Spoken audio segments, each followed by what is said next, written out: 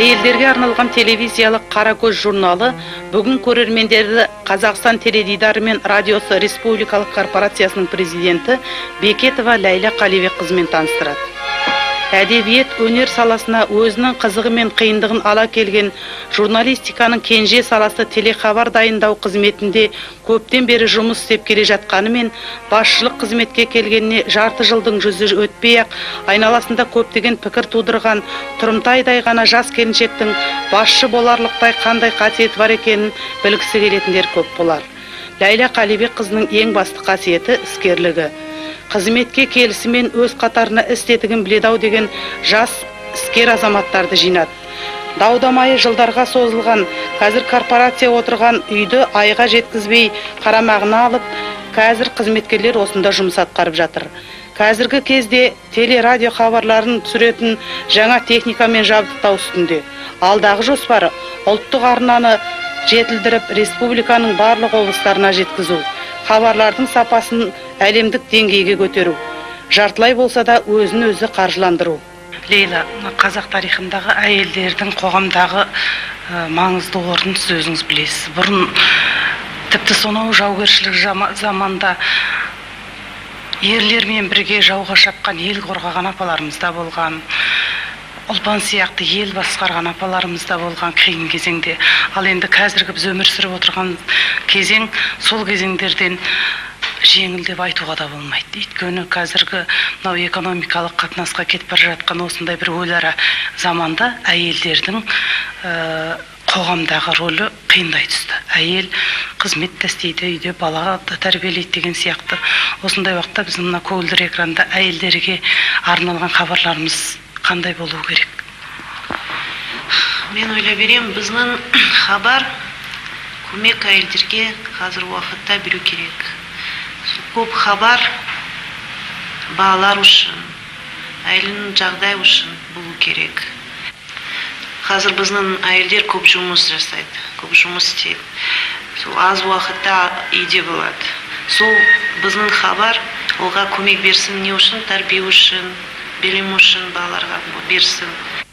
Енді мынандай бір сұрақ. Мына кейінгі кездері біздің теледидарда, жалпы біздің комитетте басшылар жиі өзгеріп жатыр. Енді сол кісілер жайлы сіздің пікіріңіз қандай? Кім сол корпорация жұмыс істеген? Үлкен адамдар, үлкен азаматтар. Сол жақсы білетін сол адамдар барын халық жақсы білген. Бірақ қазір сонда кешкене басқа уақыт. Сол адамдар өзінің үлкен жұмыс сол телевидение, радио үшін берген. Қазір сондай жағдай көп техника туралы, техника үшін сол корпорация көп проблемасы бар. Адамдардың көп проблемасы шешу керек. Сол корпорацияда көп уақытта адамның туралы аз ойлаған. Адамның жағдайы, қызмет істеп жүрген кісілердің жағдайы туралы аз ойланған дейсіз ғой? Сол проблемасы шешу керек. Техника туралы, адам туралы, творчество туралы. Жақсы хабар шығару керек. Сол барын көп жұмыс үлкен. Біздің республика қарасақ 6000 адам жұмыс істейді сол отырысында. Барын регионда біздің филиалда бар. Сол барын филиалда өзінің проблемасы бар. Менің алдында жақсы азаматтар, сондай адамдар жұмыс жасаған. Сол адамдарны барын халық, біздің Қазақстан Республикасы барын халық білген, жақсы танытынын, жақсы білетінін, творчество сол адамның жақсы танытын болған. Сол адамдарының кейін жұмыс жасу өте кейін. Не үшін? Өзінің жұмысымен барын результат көрсету керек. 60 жылдан астам жұмыс істейтін радионың 40 жылға жақындап қалған теледидардың тарихында басшылық қызметке келіп отырған екінші әйел осы Лейла Бекетова. Сонау 70 жылдың басында телевизиялық орталықтың директоры болып қызмет істеген осы саладағы алғашқы инженер қазақ қыздарының бірегейі Гүлжахан апай Балпанбаеваның істеген жақсылығын біздің ардагерлеріміз аңыз қылып айтады. Қазір АСК 1 деп аталатын кешеннің жетімсіреп тұрған бағын өз қолымен отырғызған екен. Әр кабинетте гүл, әр столда иісі бұрқыраған алма тұрыпты. Ол Гүлжахан апайдың өз қолымен өсірген жемістері. Ауладағы бассейнде балық жүзіп жүретін еді дейді көзімен көргендер. Одан кейін талай басшы ауысты, бірақ әйелдің құдіретті қолымен өсірілген бақ жетімсіреп қала берді, иесі болмады. Басшы азаматтар бағбан болсын деген ойдан аулақпыз, бірақ сапалы жұмыс салиқалы ойдан туады. Адам тек қана жұмыс үшін жаратылмаған ғой. Көз қуаныш, көңіл қошы сұлулықты қажет етеді. Ал корпорацияда негізінен қыз-келіншектер қызмет істейтінін ескерсек, осы уақытқа дейін жұмыстың көлеңкесінде қалып, табиғат берген болмысы ескерусіз қалған әйелдер жағдайы Ләйләні қатты толғандырады. Біздің тарихымызда алғаш рет әйелдерге арналған демалыс үйі, яғни әйелдер клубын құрмақшы. Еліміздің экономикалық жағдайы қалыпқа келе алмай жатқан кезде корпорация жағдайда төмендеп кетті. Көрермен қауым үйінде теледидардан хабар көріп отырғанда, корпорация сол хабарды көрсету үшін байланыс министрлігіне мыңдаған теңге ақша төлейтінін, Ресейдің 2 каналынан хабар көру үшін миллиондаған ақша төлейтінін біле де бермейді. Дегенмен көрермендердің рухани азығынан айырмау үшін, тіпті қазақ теледидарының хабарларын әлемдік дәрежеге көтеру үшін тәжірибе жасалып жатыр. Ләйла Бекетова бұл жағдайды жақсы біледі. Тәжірибесі мол. Қазірдің өзінде көптеген шетелдік телерадио компаниялармен байланыс жасалуда.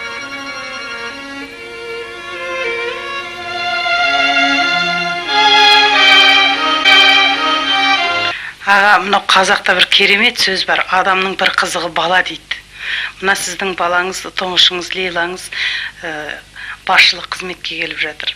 Өрікті көрермендеріміз көріп бағасын беріп жатыр ғой. Газеттерде де жазып жатыр.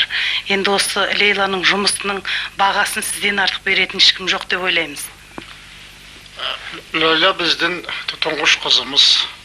Үлкен дәрежеге жеткеніне өте қуаныштымыз. Енді біздің үлкен үмітіміз тәуелсіз Қазақстанға, туған қазақ халқына өте зор еңбек істесе, одан артық біздің арманымыз болмайды. Ал енді мына газеттерде неше түрлі ой пікір жазып жатыр Лейла туралы. Біреулер мақтайды, біреулер көре алмайды. Қызымызды қазақ тілімен жөнді сөйлей алмайды деп айтады. Меніңше ол дұрыс емес. Заман қиналуын. Оның бәрін заман қиналы. Біз Өскемен қаласында тұрдық. Лейланың бала кезінде. Ол уақытта Өскеменде бір қазақ мектебі болмады. Амал жоқ, орыс мектебіне бердік. Мен Қазақстанда бармаған жерім жоқ. Қазақстан талай адамды білемін. Талай үйде болдым. Мына нақтылы қазақ семьяларында балалары қазақша жөнді сөйлей алмайды. Орыс мектебінде оқыған, орыс техникумдарын бітірген, орыс институттарын бітірген, орысша кандидатский, докторский диссертация қорғаған. Мен білемін кейбір ақындарды, жазушыларды, композиторларды балалары өздерін жазған кітаптарды оқи алмайды, шығарған әндерін айта алмайды. Әр халықтың 5 қасиеті болу керек.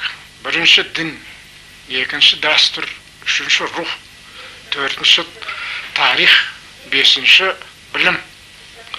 Мысалы, мына осы екінші дүниежүзі соғысында қирап жеңілген Алмания мен Жапон сол 5 қасиеттің арқасында үлкен дәрежеге жетті.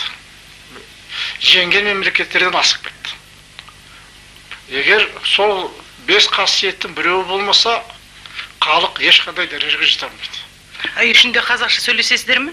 Үй ішінде қазақша сөйлесеміз. Аға, сіздің мамандығыңыз кім еді? Менің 2 мамандығым бар.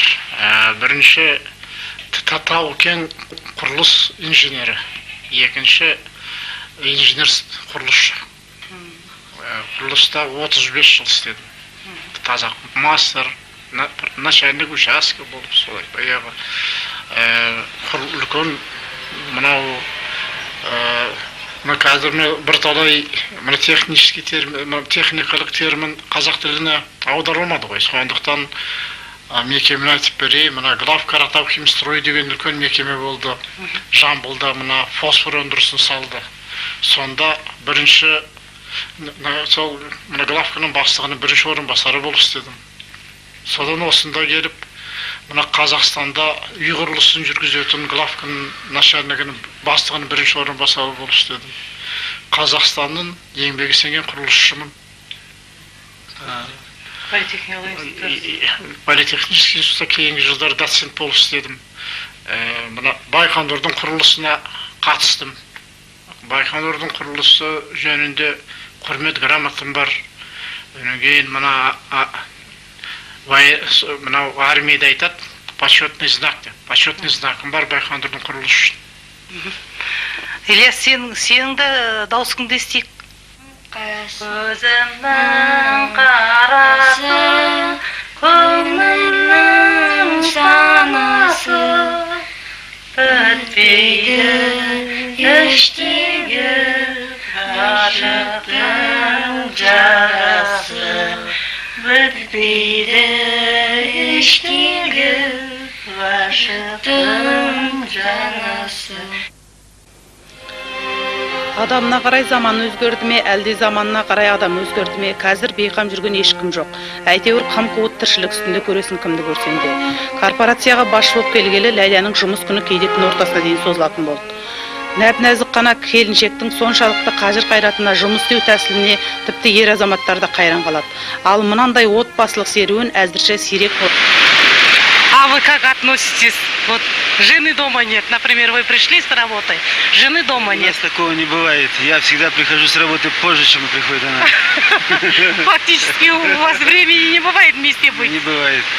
Ну как же, семья? Ну вот видите, как все нормально, все в порядке. Все нормально? Нет, просто мы созваниваемся, я еду с работы, заезжаю за ней, вместе едем домой. А так, чтобы она раньше пришла или я, не бывает. Не бывает. А свободное время у вас бывает? В воскресенье, Без работы. в воскресенье после 20 часов вечера. О чем вы говорите в свободное время? Мы стараемся решить семейные проблемы, которые возникают в течение недели. Вы уже работаете давно, руководящая работа, она только пришла. Как вы думаете, как у нее дальше пойдет дело? Я думаю, куда и колоса, все будет в порядке.